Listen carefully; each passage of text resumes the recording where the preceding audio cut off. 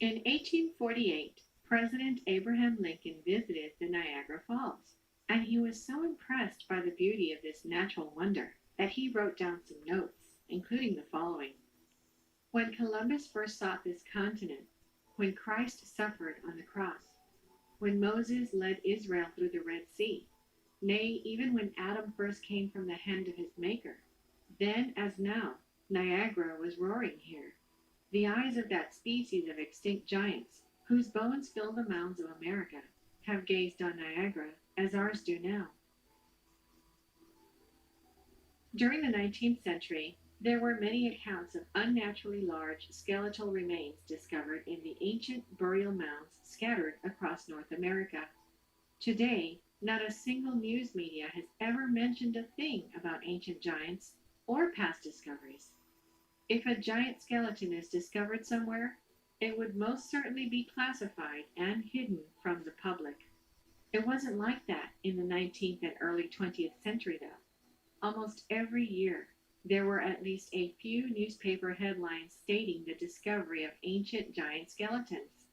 It seemed to be quite normal to find bones of giants in America when the first settlers dug ancient mounds to prepare for roads, farms, and buildings.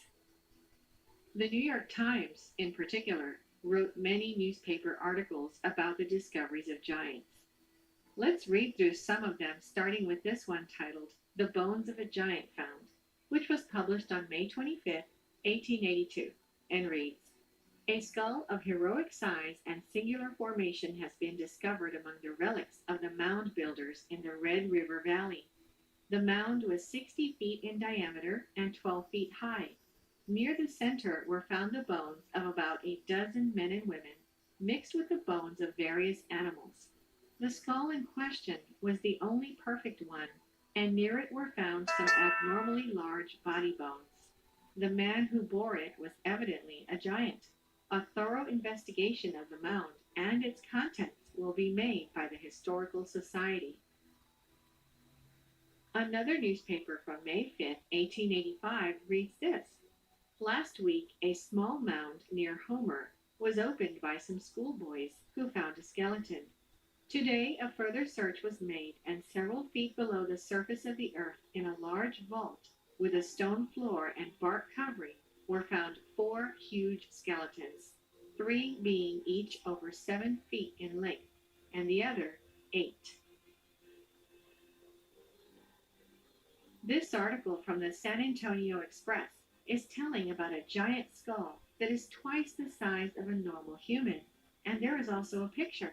The article reads, Beach giant skull unearthed by WPA workers near Victoria, believed to be largest ever found in the world. Normal head also found.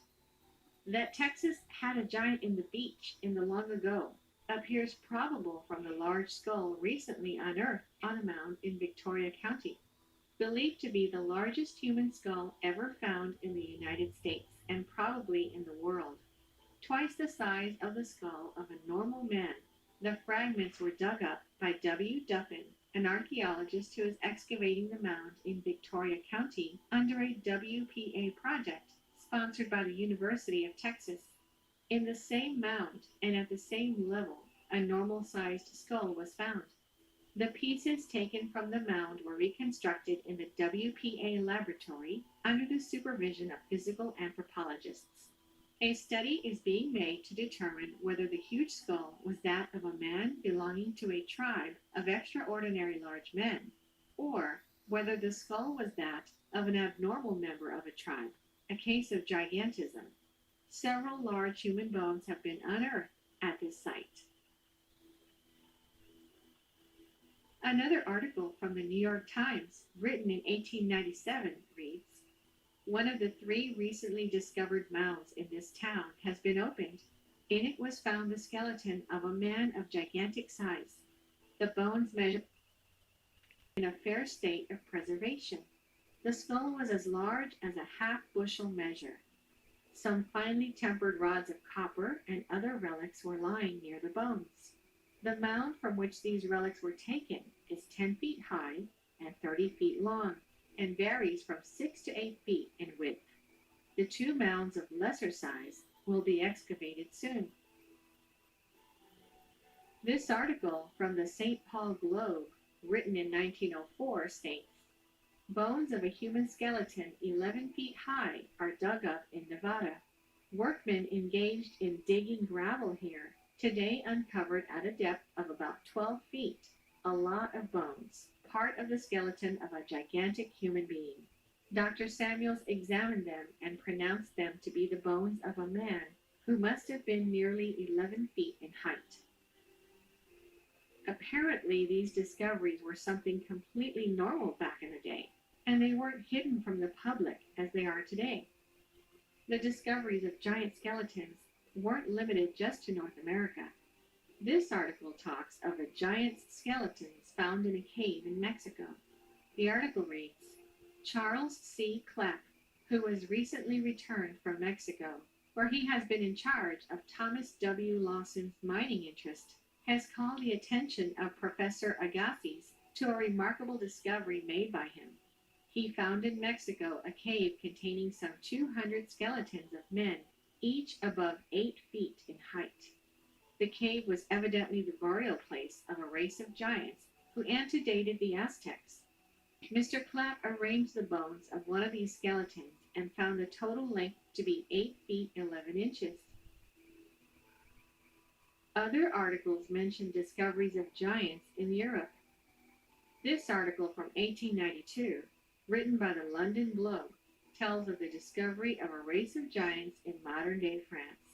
It reads, in the year 1890, some human bones of enormous size, double the ordinary in fact, were found in the tumulus of Castelnau and have since been carefully examined by Professor Kiener, who, while admitting that the bones are those of a very tall race, nevertheless finds them abnormal in dimensions and apparently of morbid growth.